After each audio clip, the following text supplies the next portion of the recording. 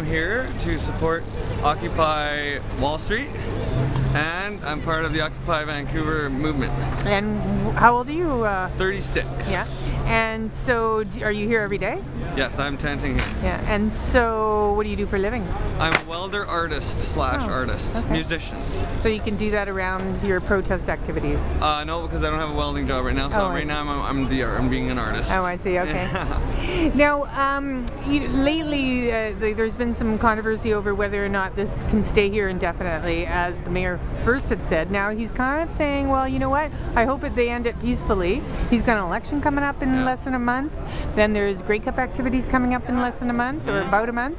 And do you think it lends some sort of urgency to a resolution to this, if there is going to be one? I'm glad that he's come out and said these things, because we haven't had any contact with him. I've personally invited him on the radio to come down at 7 o'clock. That was yesterday or the day before. He never came. We just keep hearing things, but we're not actually hearing it from the horse's mouth. You know what I mean? So that's a problem. We've just been setting up, and it took us a week to get the internet here almost. So we're just got our infrastructure going, and this is going to take time because we're building a community right from the ground up. We just came together and started this, right? Just bam, one day. And how long can you stay here personally, and how long do you think this camp can stay here? I think it's we have right to freedom of assembly, so I think we should be able to stay here for as long as we want.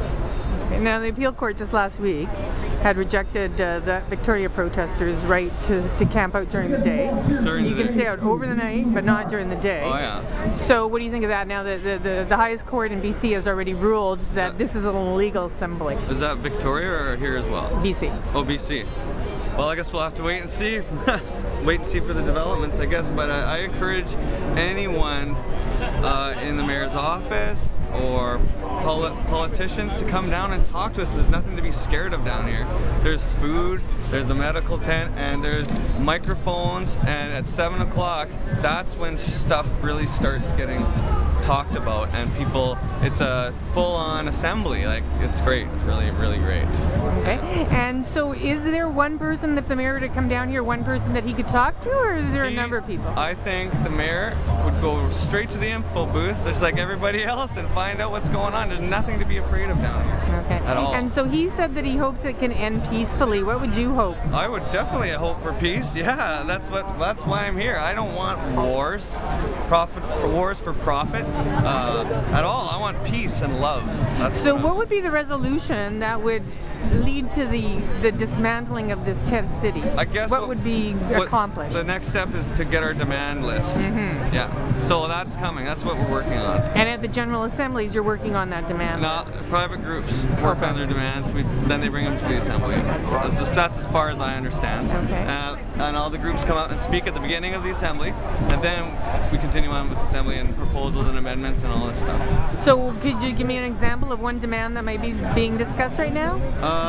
No, there was. I heard a list of 26 demands, but that was I don't remember any of the specifics on those. That's just a rough topic. What about you? What about you personally? What would be your #1 demand? My #1 demand would be fractional reserve banking gone. That is the root of it all.